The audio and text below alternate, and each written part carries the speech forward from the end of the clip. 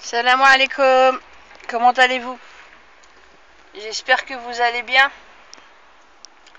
Alors, ce que je vois là ces derniers jours, hein, entre la, comment dire, le mini gag là sur les VIP du paradis et puis les gilets jaunes, ça bouge pas mal, hein. Comme quoi, y en a qui ont pas aimé, mais bon, bah, c'est normal, hein.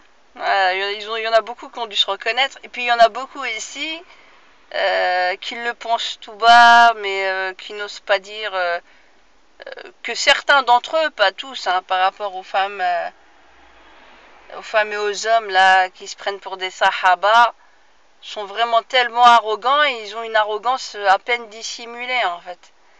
Et puis ils savent te parler qu'à base de hadith. Ils te balancent un peu un ou deux versets, on bat plein de hadiths pour argumenter qu'ils sont sur le bon chemin. Ils viennent te conseiller, mais tu es égaré ma soeur, c'est pas comme ça. Il voyait pas il vient te dire ça alors que lui il voit même pas qu'il a les deux pieds dans le sable mouvant. Toi t'es au bord, tu viens de sortir de là où il était, tu vois, de là où ces personnes étaient. T'as déjà fait le cursus pendant 20 ans. Moi le djilbab je l'ai mis pendant 15 ans. Pendant 15 ans je l'ai mis le djilbab. Récemment je l'ai enlevé parce que j'ai vu qu'il y avait trop de problématiques et j'ai trouvé aussi qu'il y avait cette hypocrisie ambiante, quand bien même on vit pour certaines d'entre nous dans une certaine naïveté et de bons sentiments de vouloir le mettre. Il y a aussi une hypocrisie sous-jacente qui est là. Et donc, plus tu étudies la théologie, plus tu te rends compte que c'est du baratin. Et que ça tient pas la route une seule seconde. Et donc, pour ceux qui croient que je l'ai mis hier, je l'ai enlevé le lendemain, alors il y en a, ils m'ont fait le reproche, ouais, c'est une folle, elle s'est coupé les cheveux et puis le lendemain elle nous met le djilbab. Mais t'as pas compris le message.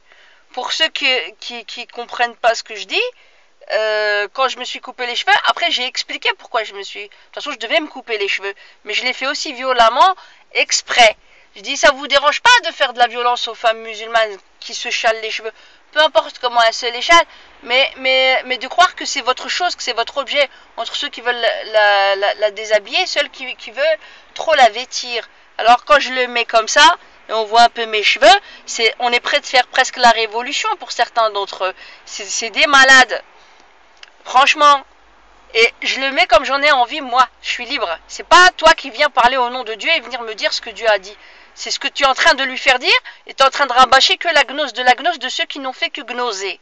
Auparavant, bien avant toi, mais tu n'as jamais cherché à comprendre le fond, de lire les écrits, de lire les vrais écrits, pas ceux qu'on t'a orienté et qu'on t'a caché les autres et on t'a dit qu'ils étaient tous égarés.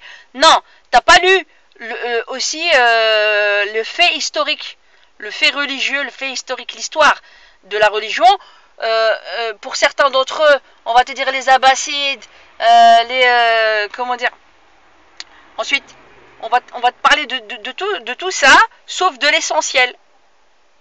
Donc, est-ce qu'on doit revivre l'histoire tel le Moyen-Âge, ou bien est-ce qu'on doit être dans la pensée critique pour faire évoluer le débat et pas dans le mimétisme de ce que les générations précédentes ont fait.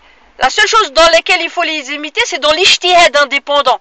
C'est ça dans quoi il faut les imiter. L'ijtihad indépendant fait fi de tout le... Comment dire, ceux qui ont fait l'histoire, si vous réfléchissez bien, ceux qui ont fait l'histoire et ceux dont on parle ont été toujours à l'antithèse et à l'antinomie de tous les autres penseurs de leur époque. C'était des murtachid, c'était des ijtihad mutlaq, avec plusieurs types de ijtihad. Alors, on va te dire que la condition sine qua non, tu dois connaître l'arabe par cœur, tu dois tout maîtriser pour pouvoir te permettre l'indépendance de la pensée. Mais le cumul du savoir que l'on a aujourd'hui est bien plus quantitatif et qualitatif que ce qu'ils n'avaient en leur temps, parce qu'ils étaient à pied, ils n'avaient pas l'info qui se diffusait aussi facilement qu'aujourd'hui. Donc on sait entrecouper les données. Quand on voit les sunan de At-Tirmidhi, les sunan d'Abu Daoud, alors pourquoi vous aimez pas prendre pour certains d'entre eux, lorsqu'on parle des hadiths, et qu'on dit que Rasulullah sallallahu alayhi wa sallam a dit qu'il ne fallait pas écrire les hadiths qu'il fallait se contenter d'écrire les versets coraniques. Aïwa, هذايا دوك تقولوا لنا بلي ضعيف. Non, on met de côté. Pourquoi? Parce qu'il y en a beaucoup qui ont voulu tenir à leur tradition au lieu du message divin et de la parole de Rasoul. Les hadiths ont été écrits en moyenne, même s'il y en avait certains qui s'écrivaient en cachette de lui, parce que lui, il ne voulait pas prendre comment dire, il n'avait que quelques scribes et il voulait les garder pour les versets coraniques et non pour sa vie propre, qu'on dise le bon, le mal. C'était un homme quand même, un homme prophète, mais un homme néanmoins. Et donc, on nous a toujours fait gober que tout ce qui venait du prophète c'était ok.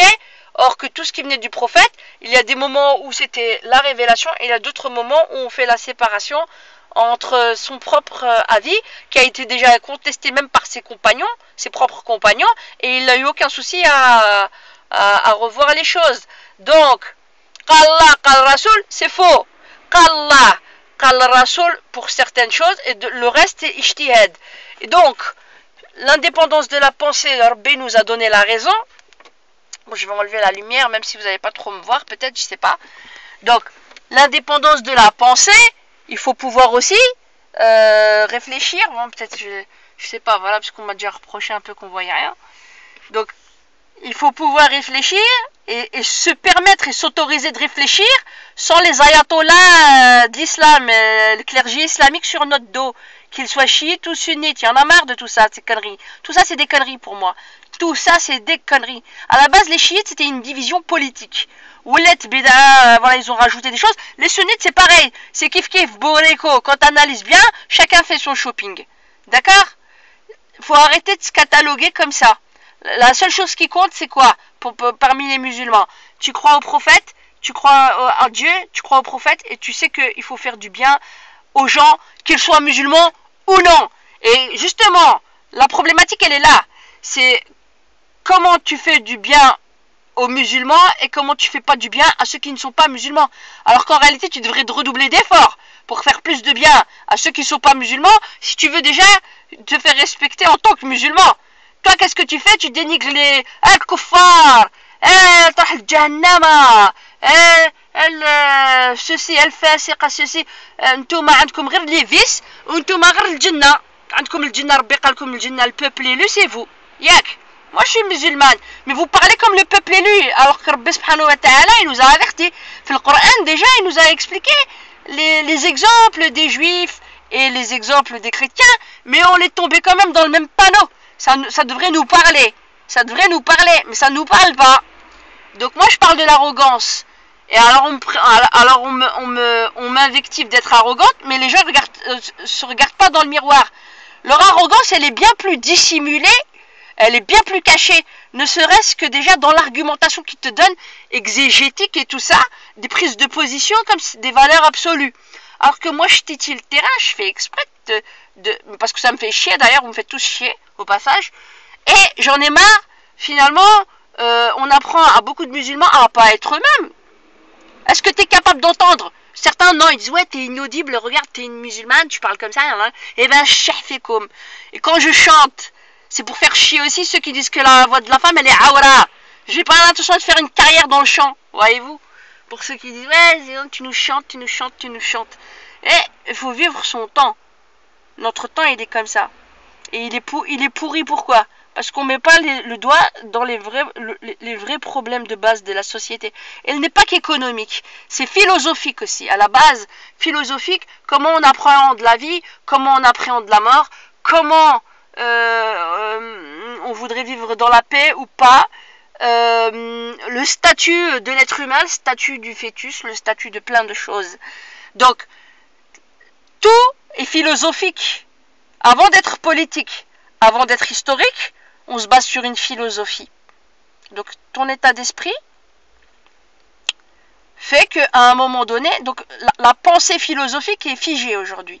On est dans l'obscurantisme. On est dans tous les extrêmes. Est-ce qu'on a le droit de réfléchir et de sortir en dehors de la boîte? Oui ou non? Il faut sortir de ça. Et il faut ouvrir le débat, le dialogue, que ça aille dans tous les sens pour que ça produise de la pensée. Voilà ce que je dis. Et donc, non, je ne suis pas plus égaré que tous ceux qui me traitent d'égaré. Non, moi je ne suis pas égaré. Et je dirais pas que les autres sont égarés. Par contre, il y a eu beaucoup d'égareurs qui ont parlé, qui ont pris la parole au nom de Dieu et donc qu'on a cru, parce qu'on n'a pas fait nous-mêmes les recherches en tant que telles. On a fait les recherches que là où est-ce qu'on nous avait mis le curseur. Faut tout lire. Faut lire le maximum. Et après, tu te fais ton esprit critique. Tu utilises ton esprit critique et ta pensée. Là, tu es dans l'ijtihad pur. J'ai pas besoin, moi, des ijaza.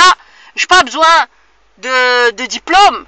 Alors que Rabbi subhanahu wa ta'ala a parlé la faculté de raisonner, d'avoir le discernement sans autre condition que de réfléchir par soi-même. Il m'a demandé un diplôme, Rabbi, pour que je puisse penser à lui. Il m'a pas demandé, Rabbi, un diplôme pour que je puisse parler de lui, pour que je puisse parler de son prophète, et pour que je puisse penser à l'aune de ma réalité historique et de notre moment. Voilà. Bonne méditation.